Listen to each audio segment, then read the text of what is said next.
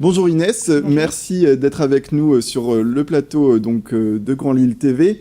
Dans cet ouvrage, on retrouve des photos de la ville de Lille, des photos anciennes, 250 pages de cartes postales, de photographies qui nous plongent dans une ville parfois même méconnaissable, tant elle a changé.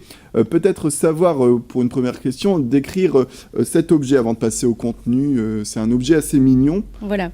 En fait, le but était de réaliser une série de livres sur les régions et les villes de France à travers donc les cartes postales anciennes. Et ce sont des petits livres objets déco avec des graphismes tendances. Et voilà, le but c'est de pouvoir se l'offrir ou l'offrir en cadeau. Avec un petit prix de 12 € pour les villes et les régions et 15 € pour Paris qui sort bientôt dans 15 jours.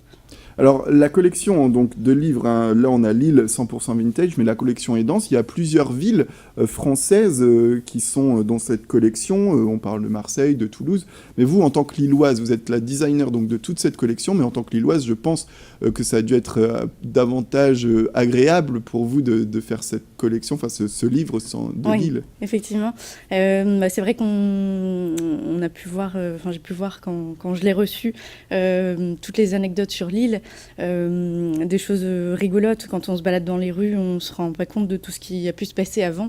Quand on voit par exemple le théâtre, l'Opéra de Lille qui avant était un théâtre qui a été brûlé au début du siècle et on a construit du coup pour le remplacer provisoirement le théâtre Sébastopol en 100 jours, qui est encore là aujourd'hui, ou alors les noms des villes et des quartiers de Lille aujourd'hui, puisque Lille-Moulin était en fait à l'époque un village qui s'appelait Moulin-Lille. Et pourquoi Moulin? Parce que en fait c'était un village qui était par lequel on passait pour aller vers Paris, et il était longé de moulins qui fabriquaient l'huile de lin. Et donc voilà, aujourd'hui on comprend mieux pourquoi il s'appelle l'île Moulin. Voilà, donc c'est un livre qui est pratique parce qu'il est petit déjà, Ouais. mais qui est rempli d'anecdotes. C'est le genre de livre qu'on peut peut-être emmener en soirée pour faire découvrir quelques anecdotes sympathiques sur la ville aux amis. Et je trouve que c'est des livres qui plaisent vraiment à tous les âges, autant par leur graphisme qui plairont peut-être plus aux femmes que par leur contenu.